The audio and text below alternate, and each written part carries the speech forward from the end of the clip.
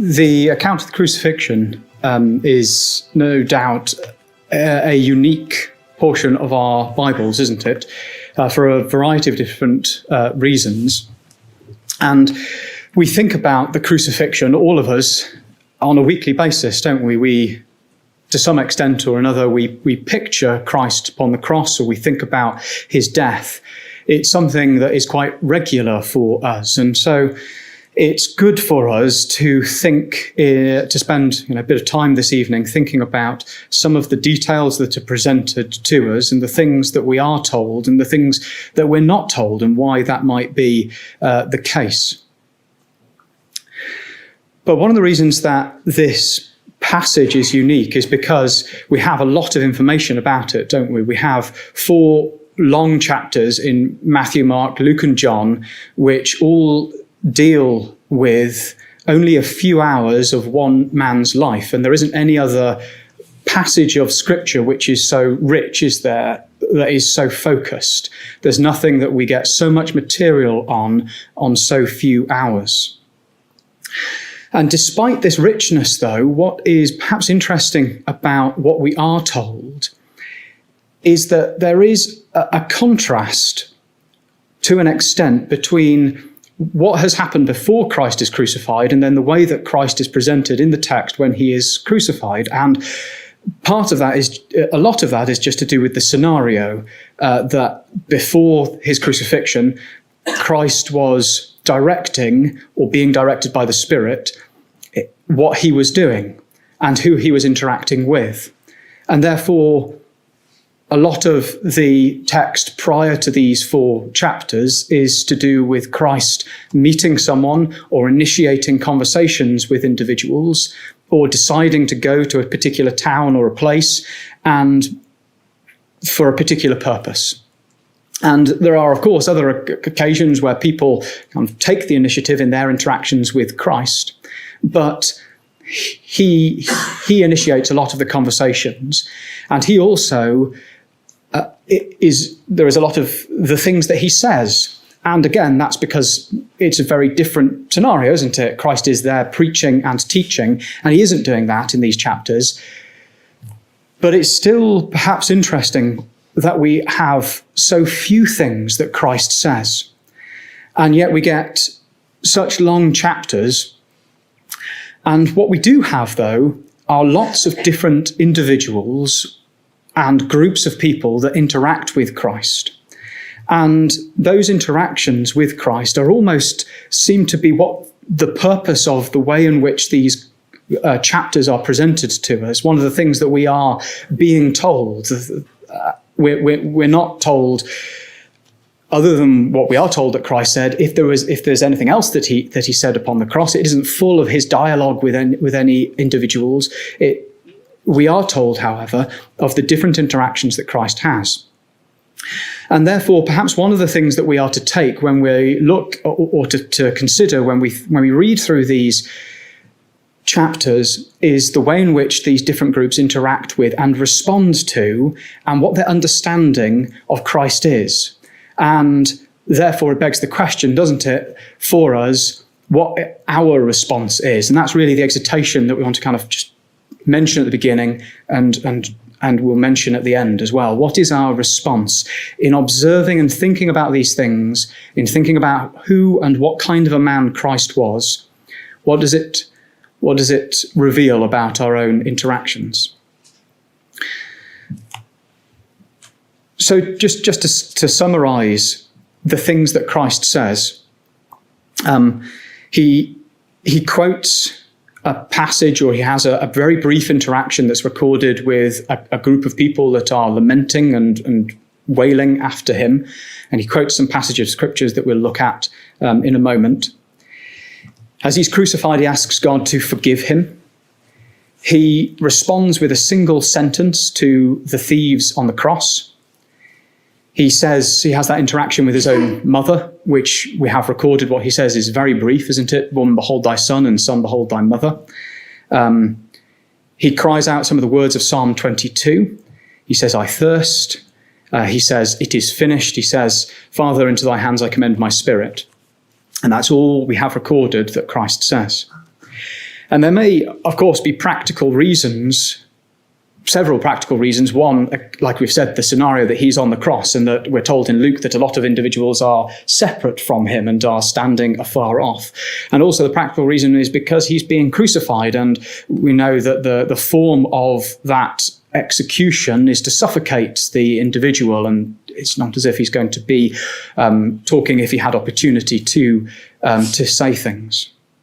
But again, it also places an emphasis on the people that he's interacting with before he's physically crucified, and then when he is, and afterwards.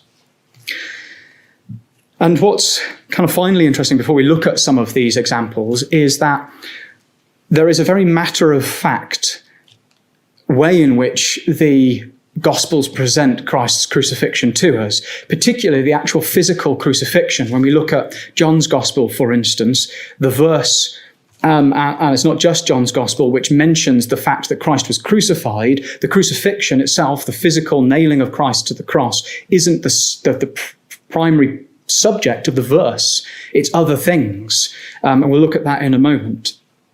So the fact that Christ is crucified, even though we know that that is such a powerful symbol that takes us all the way back to time of Moses and beyond and into Genesis, and kind of perpetuates throughout our scriptures the symbol of the cross, and as that the symbol of the cross was important in Christ's own doctrine to the disciples as he's lifted up and drawn many to him, and various other passages. The physical description of the crucifixion is passed over in the narrative almost incidentally, because it isn't really the thing, in some ways, that we are being told about. It's the people that Christ interacted with, or how they perceived Christ, is what the record is telling us all about. So let's look at some of those examples. If you just turn to Matthew chapter 27,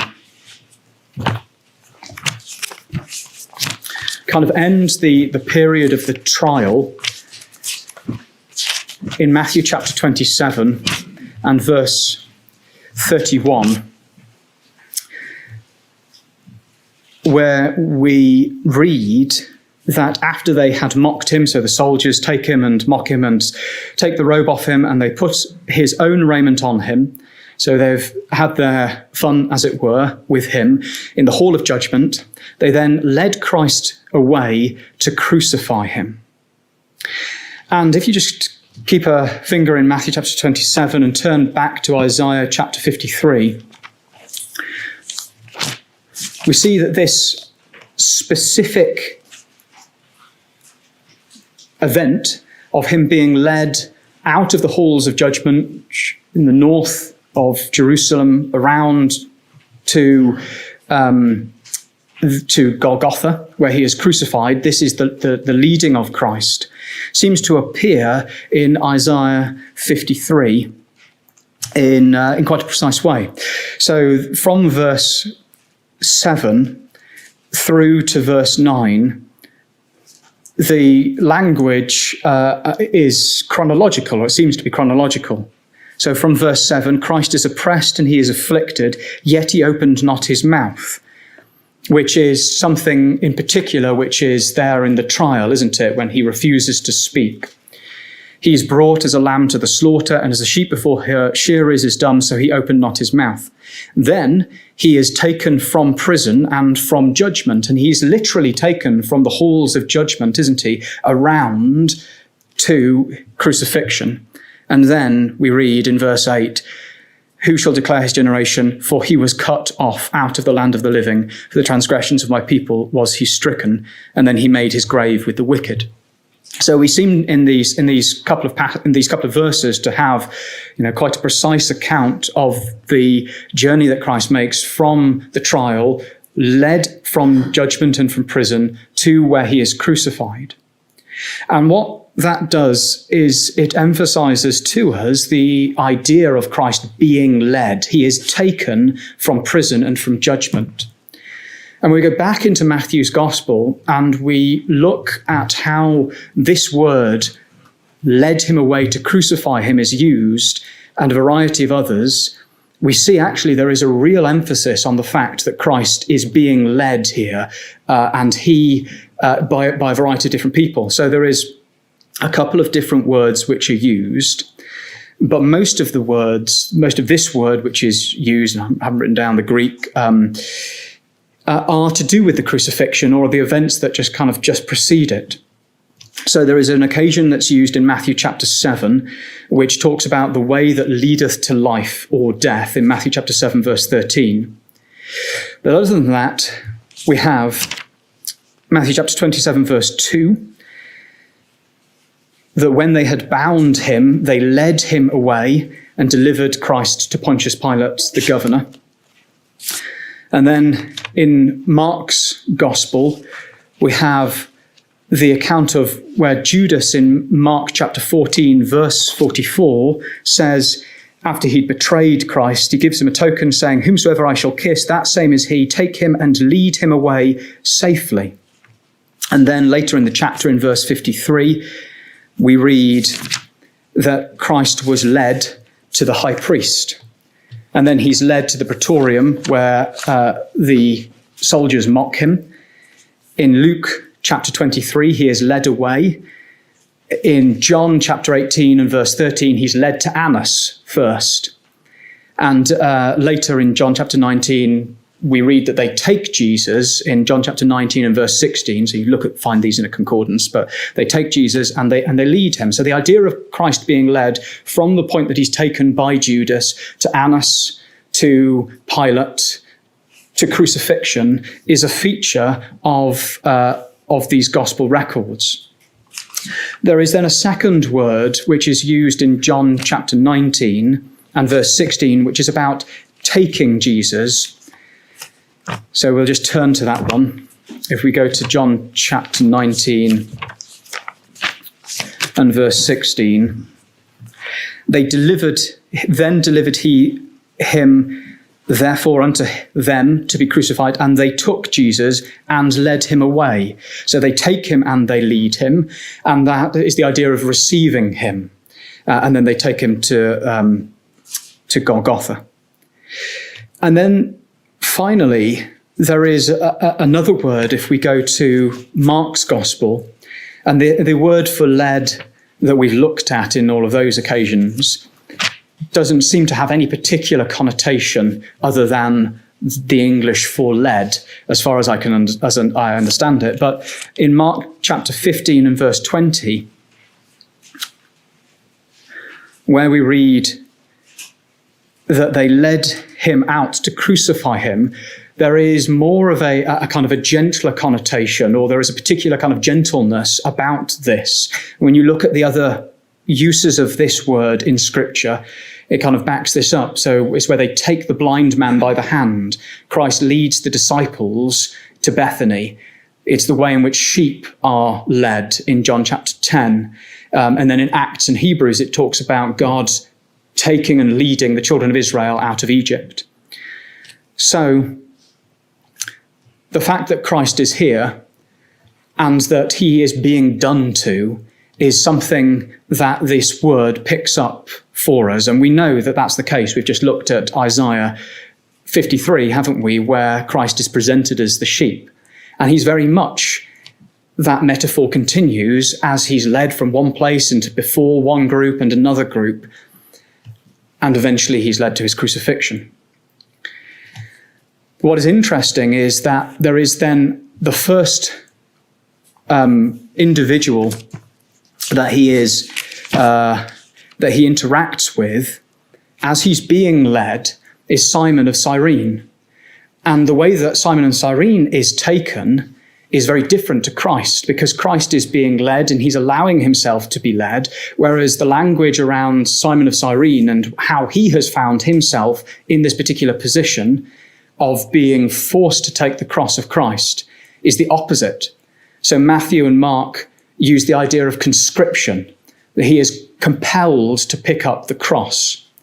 And Luke uses the language that says they catch Simon and then they impose the cross on him. And that language is the same as imposing the crown of thorns upon Christ's head. And so you get this contrast then between the way that Christ is here and he's being led and he's allowing this to happen to him, or he's not resisting this. And then Simon of Cyrene, who's much more forcible in the way in which he's been plucked out and taken and thrust into this position.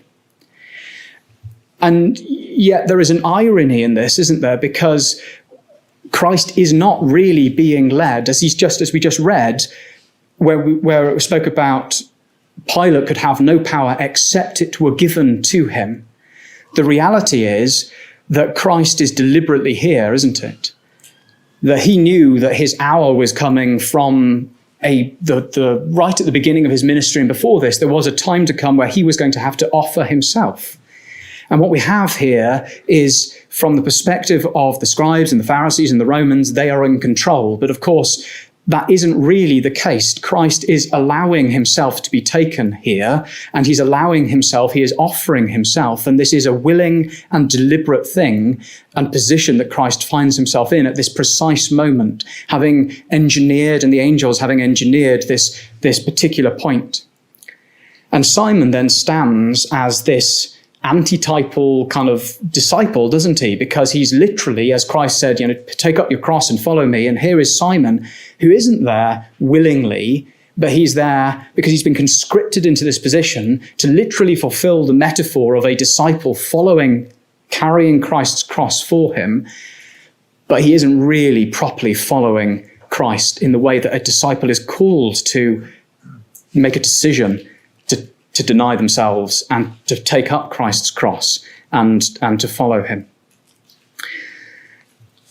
And so this first interaction is fascinating, isn't it, in the contrast between the way in which Christ is presented here and the way that Simon is presented, the details that we see about Simon and the way that we're told about who he is and where he comes from.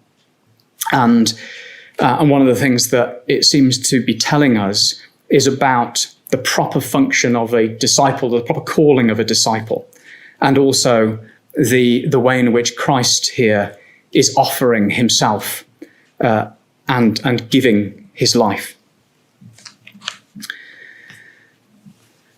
Now, the second interaction, if we just turn to Luke's Gospel and chapter 23.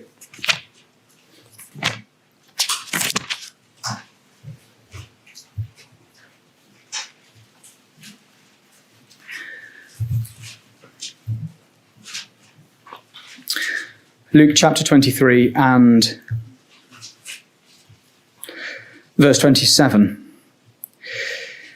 And there followed Jesus a great company of people and of women, which also bewailed and lamented him.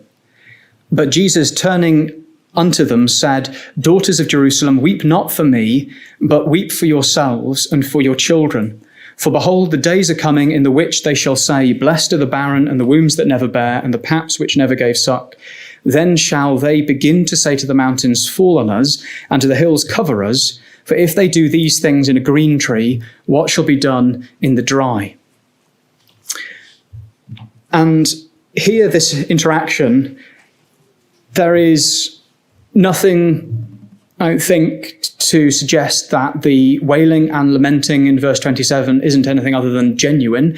It is the same language as those that mourn the girl that dies and that Christ says, why are you weeping? She's not dead, but sleeps.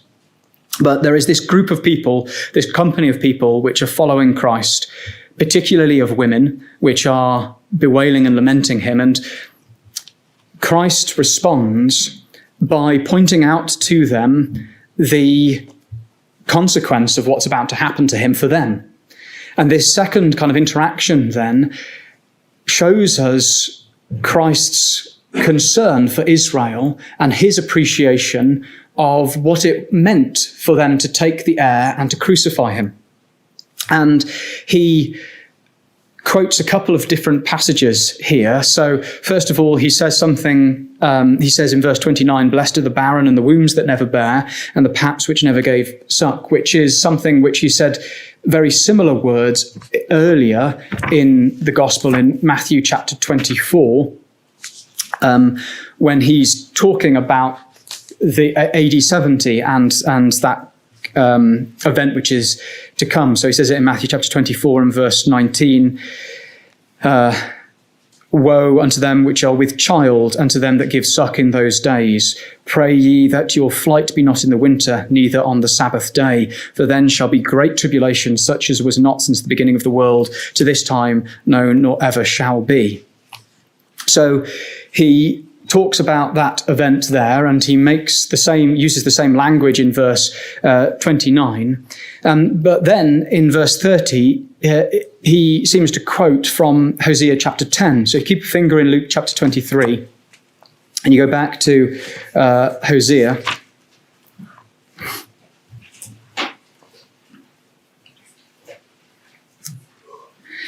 And it's here in chapter 10 that we have, in the prophecy that Hosea is recording, is this description of the realization that Israel has of the way in which they called for and wanted a king, and that then a king is going to be purposeless for them when they are conquered by the Assyrians. So verse 3 of chapter 10, for now they shall say, we have no king, because we feared not Yahweh. What then should a king do to us? They have spoken words, swearing falsely and making a covenant. Thus judgment springeth up as hemlock in the furrows of the field. And then from verse 8, the high places also of Avon and the sin of Israel shall be destroyed. The thorn and the thistle shall come up on their altars, and they shall say to the mountains, cover us, and to the hills, fall on us. O Israel, thou hast sinned from the days of Gibeah. There they stood. The battle in Gibeah against the children of iniquity did not overtake them. So I think that this is where Christ is quoting from, and this is the image of those that have been overcome by the Assyrian invasion and that really just want to die because their predicament has become so terrible. And this then is what is in Christ's mind when he looks on these women that are wailing and weeping and says, my concern isn't for myself. It's, or your concern, I suppose is what he actually says, it should be for you and for your children. And then the second quotation seems to be from Ezekiel chapter 17. So he says, for if they do these things in a green tree, what shall be done in the dry? And so in Ezekiel chapter 17, we have, if we just turn back there, the account of the fall of Judah.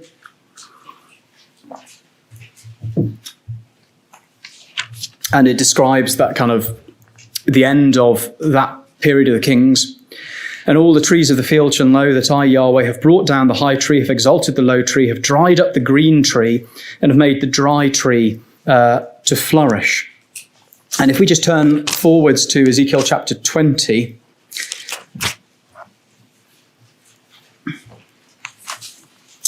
verse 47,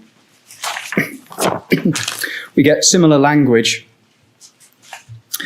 And to describe the Judah being destroyed by a fire.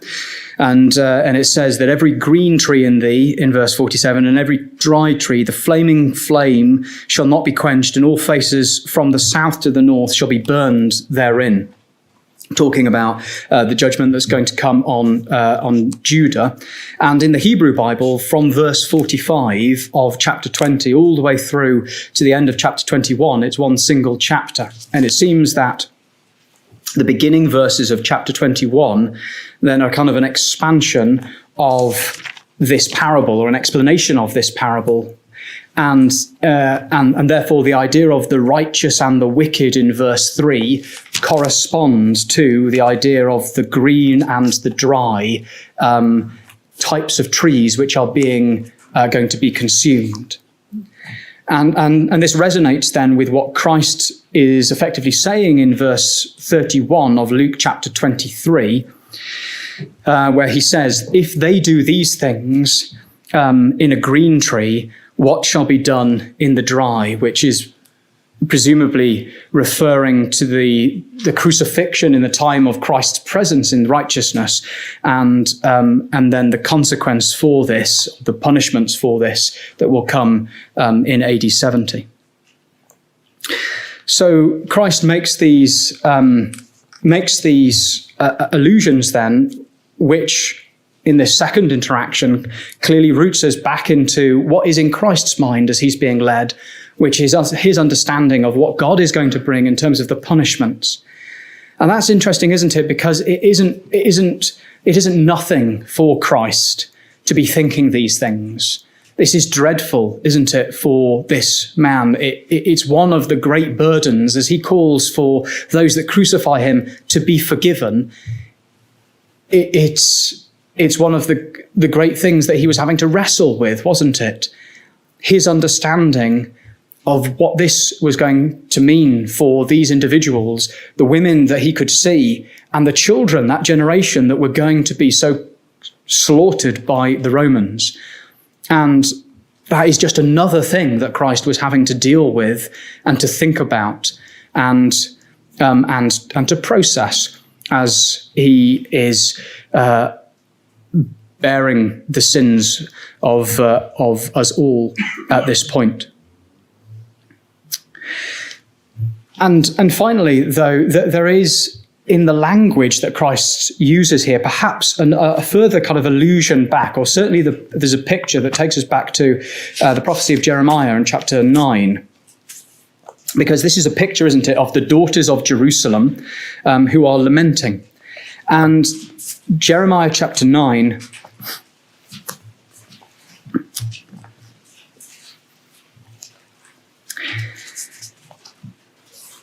is interesting because it picks up on some of this language or some of these images, and in particularly in verse 20 of Jeremiah chapter 9 we read, "Yet hear the word of Yahweh, O ye women, and let your ear receive the word of his mouth, and teach your daughters wailing, and everyone her neighbour lamentation. For death is come up into our windows, and is entered into our palaces, to cut off the children from without, and the young men from the streets." And here, Jeremiah again is talking about the destruction from Babylon, but it goes on in verse 23 and 24 before it then kind of goes on to continue to talk about the kind of the punishment, to have this little phrase, which is, "Thus saith Yahweh, let not the wise man glory in his wisdom, neither let the mighty man glory in his might, let not the rich man glory in his riches, but let him that glorieth glory in this, that he understandeth and knoweth me, that I am Yahweh, which exercise loving kindness, judgment, and righteousness in the earth. For in these things I delight, saith Yahweh." And why this is particularly interesting is because it's quoted in Corinthians to talk about the crucifixion of the Lord Jesus Christ. And so we've got the image in Luke chapter 23 of these women who are mirroring the image of the wailing of the women back in Babylonian times. And we've got this phrase then of, what would have saved them, or what would have saved those that endured throughout this period, is the focus upon understanding and knowing and believing in God's wisdom and glorying in him. And not in, their own strength, as it were. And that here then, this is the glory of God. And again, there is this profound irony, isn't there, in the way in which the glory of God is revealed, the wisdom of God, in his wisdom, in this man who's bent over, who's so weak that he's unable to carry his cross, who's walking on the way to be killed, and this is the event which is going to save mankind. So here then is brought out to us in this picture and this interaction with these women and this crowd that was following Christ. This language which takes us back to some of the passages which tell us about how history is repeating itself, and history is repeating itself in that God is the source of salvation, and here is God's salvation for them to see. So let's move on let's turn now to John's Gospel in chapter 19. Because we read together, didn't we, some of the interaction that Pilate had with Christ and then with the Jews. And it seems as if when the Pilate almost features in these interactions to present Christ as a king. He obviously talks to Christ about him being a king, and he talks to the high priest about Christ's kingship. And in his interaction with the Jews, it leads them to declare, to almost nail their colours to the mast and to say, we have no king but Caesar. So it forces them in their interaction to kind of manipulate the situation or the accusations that they're making against Christ to say the reason that he should be killed is because he is standing in the place of Caesar. And actually, we have our allegiance to Caesar, which is one of the things that they were trying to accuse and to kind of trip Christ up with. So it does this. And then ultimately it leads to Christ, to Pilate, presenting to everyone this sign, which very clearly says that Jesus of Nazareth is the King of the Jews. To which the chief priests and the Jews respond, and they say, "Don't write that he is the King of the Jews, but that he said, 'I am the King of the Jews.'" And why would you have that interaction were it not to present the fact that Pilate has actually shown us the truth, hasn't he? He's actually demonstrated to everyone there that Jesus really is the King of the Jews. But of course, it isn't Pilate that physically does this, is it? It's the next group of people that have an interaction with Christ, which is the Roman soldiers. And they're there in verse 18, where they, that they are crucifying him, two other with him on either side, one, and Jesus in the midst. But if we just go down to verse 23, this is then one of the key verses which helps us understand how the soldiers understood and saw Christ, where we read, "Then the soldiers, when they had crucified Jesus, took his garments and made 4 parts." And this is one of the verses where the crucifixion of Christ is so incidental, isn't it, in the verse. The soldiers, this verse is really about what the soldiers are doing to Christ, in that they're taking his garments and making 4 parts, to every soldier a part, and also his coat. The coat is without seam, woven from the top throughout. So for the soldiers, this is such a kind of a procedural event in their lives, wasn't it? It's just another crucifixion, and they're so dehumanized, and they're so used to doing this, to this horrific method of crucifixion, of execution, crucifixion, that it's incidental to them that they are crucifying Christ. And so when they crucify Christ, then as part of this, they're actually the ones that nail up this placard and present Christ as the King of the Jews. And yet they are, of all of these people interacting with Christ, those who almost don't even see him as a person, let alone as the King of the Jews. And there is another irony, isn't there, in how far they are from their understanding of what they are doing and who they are doing this to. But it isn't just the fact that they're presenting Christ as a king, because this whole episode in verse 23 and 24, where they take his garments and they divide it, but his coat they don't divide because it is without seam, woven from the top throughout. That takes us back, doesn't it, if we just keep a finger in John chapter 19 and go back to Exodus chapter 28.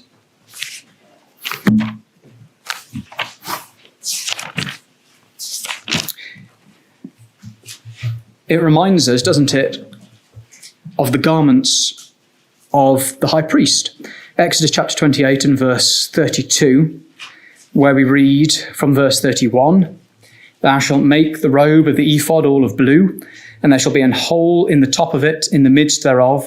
It shall have a binding of woven work round about the whole of it, as it were the whole of an harpagion, that it be not rent." And here then is Christ with a very similar garment, fulfilling a prophecy, which is that they parted his raiment and cast lots, but that they don't rend this particular garment. And so the other kind of presentation of Christ here that the soldiers are unwittingly doing is presenting him as a priest, as the high priest. And so we've got the most ignorant group, who are the ones that crucify Christ, who are actually showing to the world around him, or to presenting for us as readers, that here is the king priest of the Jews.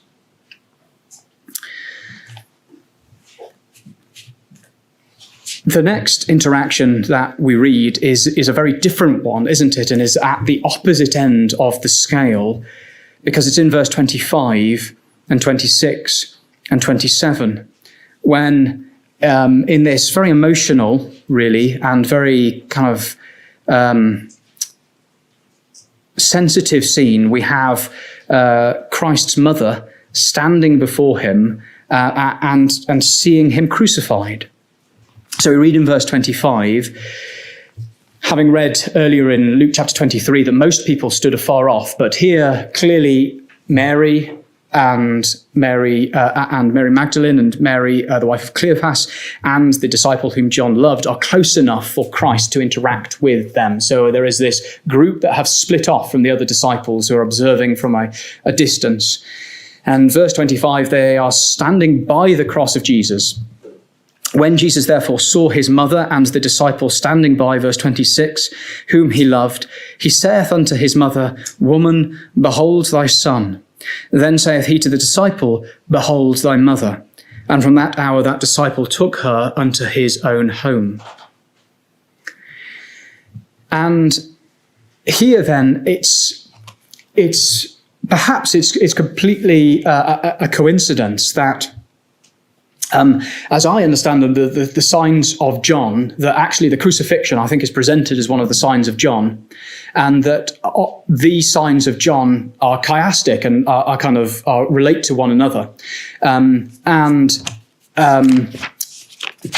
The first sign of John then corresponds with this, which is, I think, the last sign of John.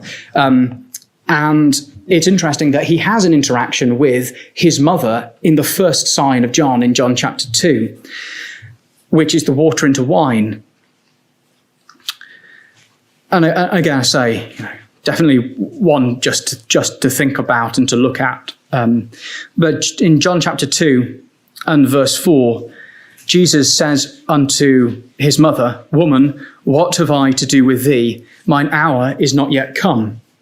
And the Greek here is, woman, I believe it is, woman, what have thee and me to do, or something like that. And I think it's in the ESV, it presents it as, this event has nothing to do with me and you, rather than Christ speaking directly and saying, what do you have to do with me?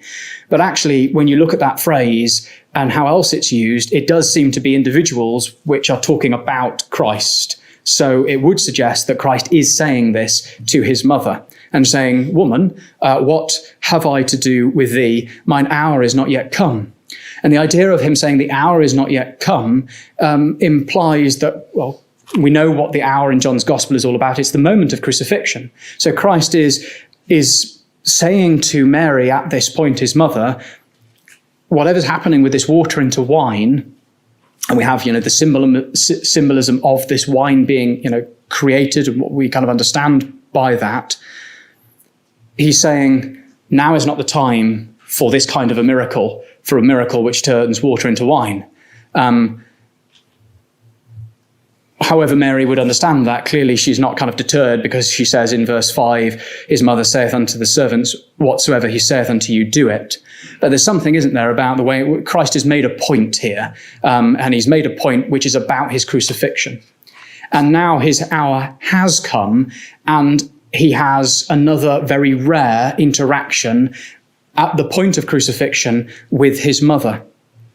And that's interesting.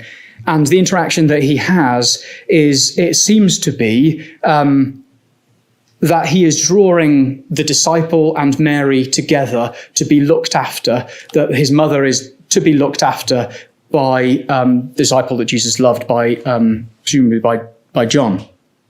And some suggest that actually when Christ says, "Woman, behold thy son," he is talking about himself. And that might be the case, but they certainly come as a parallel, don't they? And it's certainly in verse 26 introduced. He only says this when he sees the disciple that he loves standing there. He says, "Woman, behold thy son." And he says to the disciple, "Behold thy mother." And from that hour they come together. So it does seem to read as if the point of what Christ is saying is to draw them together. Now, why does Christ say this? Well, I guess there is a kind of, in the same way that we looked at earlier, the way in which Christ is concerned for the women that are wailing in that generation. He is a man who is full of love, isn't he? And his mother is here. And we read back in Luke chapter 2 that a sword is going to pierce through Mary's heart. And, this is surely the time, as a mother looks upon her son, that her heart is being pierced. And so it's appropriate, isn't it, for Christ to offer a support for her at this point. And perhaps that is the main purpose of what we're being told and what is happening in this interaction. But this is what happens. And kind of another just thought is that some of this language, because it says directly after this verse in verse 28, after this, Jesus, knowing that all things were now accomplished, that the scripture might be fulfilled. Well, some of that language is very similar to what we read in John chapter 13 and verse 1. And John chapter 13 and verse 1,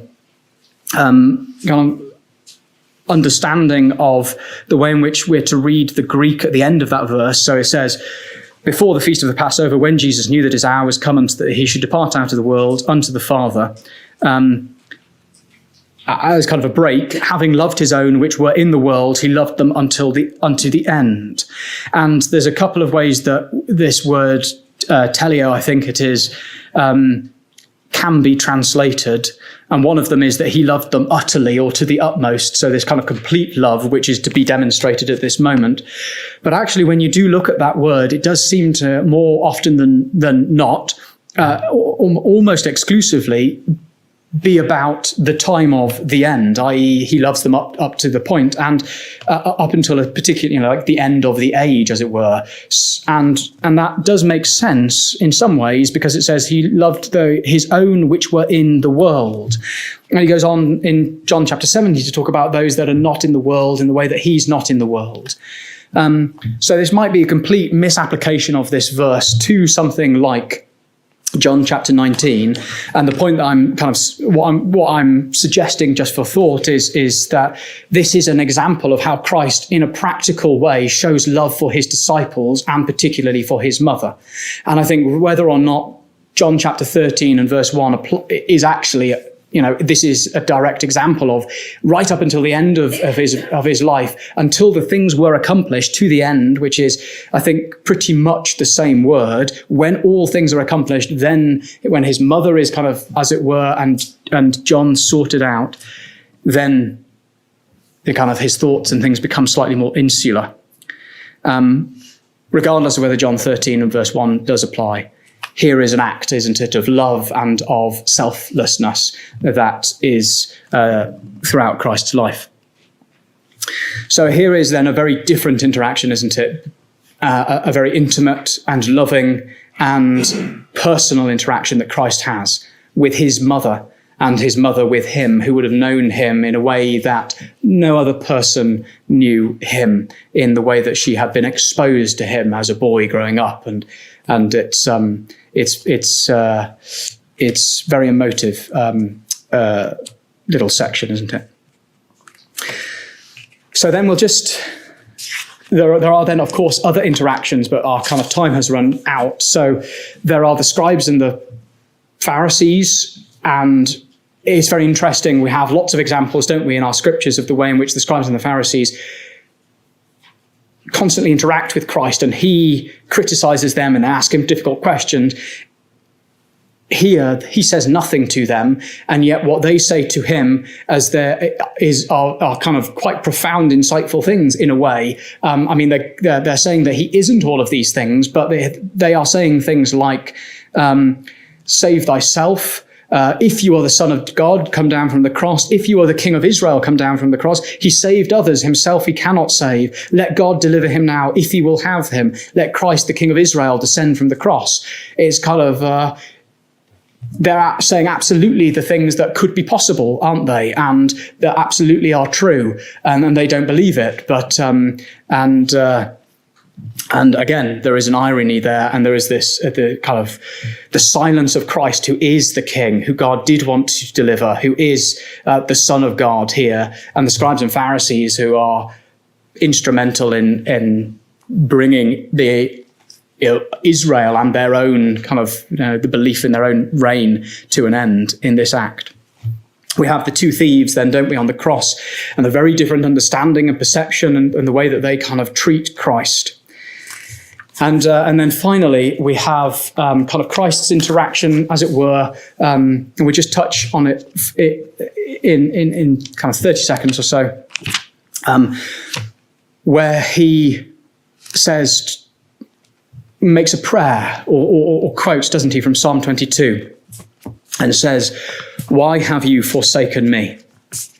And there has been lots of different views on why Christ says this, and perhaps part of why he says it is, as it's been suggested, that Christ no longer has the same level of interaction at this moment in the way that he did with God throughout his ministry, in the way that his ear was opened, in the way that he could speak to God in a way that was kind of exclusive to him, and that here Christ upon the cross has to face these last moments without any kind of suggestion that he is supported by God, as he crucifies, defeats sin in the flesh. But there is also just kind of the reading of Psalm 22 is a psalm, isn't it, if we just turn back to it, which is clearly talking about this event, but presents a person, an individual who is searching for a reliance upon God and finding it, isn't he? And it's someone that's kind of wrestling with a scenario which is clearly traumatic, but is constantly reinforcing the fact to himself that he is going to be okay. So, my God, why hast thou forsaken me? Why art thou so far from helping me and from the words of my roaring? O my God, I cry in the daytime, but thou hearest not, and in the night season, and are not silent. But thou art holy, O thou that inhabitest the praises of Israel. Our fathers trusted in him. They trusted, and thou didst deliver them. They cried unto thee, and were delivered. They trusted in thee, and were not confounded. But I am a worm and a man, a reproach of men and despised of the people. They that see me laugh me to scorn. They shoot out the lip, they shake the head, saying, he trusted on Yahweh that he would deliver him. Let him deliver him, seeing he delighted in him. But thou art he that took me out of the womb. Thou didst make me hope when I was upon my mother's breasts. And it continues, doesn't it? Even in this first half of the psalm, it's a person that is feeling this trauma, and it's Christ, isn't it, who's, as this kind of terrible event culminates, and we've said, as the Gospels are portrayed, we get this kind of very matter-of-fact way in which the crucifixion is presented to us, and it belies, doesn't it, actually the way in which Christ was looking down and how he saw these scribes and Pharisees and what they were like are kind of rabid animals who are roaring, and this is not an easy thing for Christ, is it? And that kind of outward presentation is an example, isn't it? Is the example of someone who is conquering the flesh. But it's a psalm which goes on to to talk about the way in which there will be salvation and how there is hope. And it's a suggestion made that the psalm, he has done this, that language is similar. I don't know enough to know whether this is the case. It's very similar to what Christ says when he says, it is finished before he dies. And the suggestion is that, does that suggest, in quoting the beginning and the end of the psalm, that Christ is thinking through this psalm? Well, clearly it's in his mind, isn't it, if he quotes it, and whether he, was actually kind of quoting it, and if whether, the last words that Christ spoke were what was this Psalm 22. It would be appropriate for him to do that. I don't think we can be kind of explicit about that. But here, clearly, is a man who is suffering, but is a man who is faithful until the end. And so we've seen, haven't we, through these interactions and with time gone, that they are very different. We have the soldiers that beat him. We have Simon that takes up the cross. We have the women that lament. We have the soldiers that crucify him. We have his mother and John, and there's other women that watch him. We have the priests that revile him, the thief that asks to be saved, the thief that kind of criticizes him, the centurion a little later that presides over his death and that kind of sees everything that happens and comes to the conclusion that he is the Son of God. We've got the other women and the disciples who are looking on. Eventually, we've got Joseph that comes and requests the body, and we get Mary that stays and waits to see where Christ is laid. So we get all of these different interactions, don't we? And it's a whole spectrum of people that have a different level of understanding. Those that believe that he is special, that he is the Son of God.